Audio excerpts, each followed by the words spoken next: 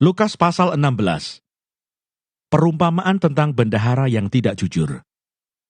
Dan Yesus berkata kepada murid-muridnya, ada seorang kaya yang mempunyai seorang bendahara. Kepadanya disampaikan tuduhan bahwa bendahara itu menghamburkan miliknya.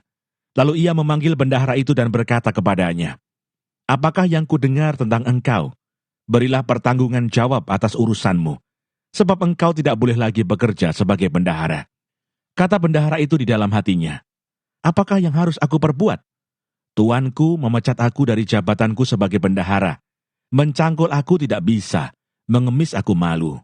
Aku tahu apa yang akan aku perbuat, supaya apabila aku dipecat dari jabatanku sebagai bendahara, ada orang yang akan menampung aku di rumah mereka. Lalu ia memanggil seorang demi seorang yang berhutang kepada tuannya. Katanya kepada yang pertama, berapakah hutangmu kepada tuanku? Jawab orang itu, 100 tempayan minyak.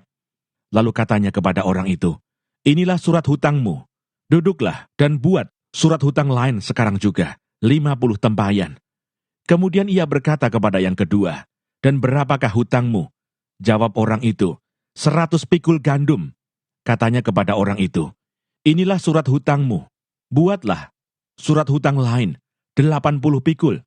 Lalu tuan itu memuji bendahara yang tidak jujur itu, karena ia telah bertindak dengan cerdik. Sebab anak-anak dunia ini lebih cerdik terhadap sesamanya daripada anak-anak terang. Dan aku berkata kepadamu, ikatlah persahabatan dengan mempergunakan mamon yang tidak jujur, supaya jika mamon itu tidak dapat menolong lagi, kamu diterima di dalam kemah abadi.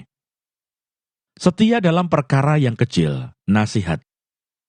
Barang siapa setia dalam perkara-perkara kecil, ia setia juga dalam perkara-perkara besar. Dan barang siapa tidak benar dalam perkara-perkara kecil, ia tidak benar juga dalam perkara-perkara besar. Jadi, jikalau kamu tidak setia dalam hal mamon yang tidak jujur, siapakah yang akan mempercayakan kepadamu harta yang sesungguhnya? Dan jikalau kamu tidak setia dalam harta orang lain, siapakah yang akan menyerahkan hartamu sendiri kepadamu? Seorang hamba tidak dapat mengabdi kepada dua tuan, karena jika demikian, ia akan membenci yang seorang dan mengasihi yang lain, atau ia akan setia kepada yang seorang dan tidak mengindahkan yang lain. Kamu tidak dapat mengabdi kepada Allah dan kepada mamon. Semuanya itu didengar oleh orang-orang Farisi, hamba-hamba uang itu, dan mereka mencemoohkan dia.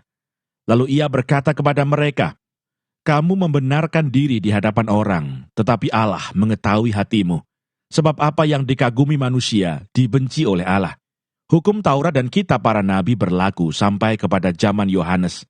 Dan sejak waktu itu, kerajaan Allah diberitakan, dan setiap orang menggagahinya berebut memasukinya. Lebih mudah langit dan bumi lenyap daripada satu titik dari hukum Taurat batal. Setiap orang yang menceraikan istrinya, lalu kawin dengan perempuan lain, ia berbuat zina. Dan barang siapa kawin dengan perempuan yang diceraikan suaminya, ia berbuat zina. Orang kaya dan Lazarus yang miskin. Ada seorang kaya yang selalu berpakaian jubah ungu dan kain halus. Dan setiap hari ia bersukaria dalam kemewahan. Dan ada seorang pengemis bernama Lazarus, badannya penuh dengan borok, berbaring dekat pintu rumah orang kaya itu, dan ingin menghilangkan laparnya dengan apa yang jatuh dari meja orang kaya itu. Malahan anjing-anjing datang dan menjilat boroknya. Kemudian matilah orang miskin itu, lalu dibawa oleh malaikat-malaikat ke pangkuan Abraham. Orang kaya itu juga mati lalu dikubur. Dan sementara ia menderita sengsara di alam maut, ia memandang ke atas, dan dari jauh dilihatnya Abraham, dan Lazarus duduk di pangkuannya. Lalu ia berseru katanya, Bapa Abraham, kasihanilah aku. Suruhlah Lazarus supaya ia mencelupkan ujung jarinya ke dalam air dan menyejukkan lidahku, sebab aku sangat kesakitan dalam nyala api ini. Tetapi Abraham berkata, anak, ingatlah, bahwa engkau telah menerima segala yang baik sewaktu hidupmu, sedangkan Lazarus segala yang buruk. Sekarang ia mendapat hiburan dan engkau sangat menderita.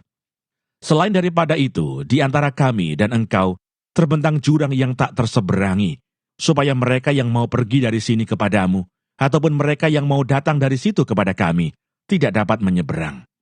Kata orang itu, kalau demikian aku minta kepadamu Bapa, supaya engkau menyuruh dia ke rumah ayahku. Sebab masih ada 5 orang saudaraku, supaya ia memperingati mereka dengan sungguh-sungguh, agar mereka jangan masuk kelak ke dalam tempat penderitaan ini. Tetapi kata Abraham, ada pada mereka kesaksian Musa dan para nabi. Baiklah mereka mendengarkan kesaksian itu. Jawab orang itu, tidak Bapak Abraham. Tetapi jika ada seorang yang datang dari antara orang mati kepada mereka, mereka akan bertobat. Kata Abraham kepadanya, jika mereka tidak mendengarkan kesaksian Musa dan para nabi, mereka tidak juga akan mau diyakinkan, sekalipun oleh seorang yang bangkit dari antara orang mati.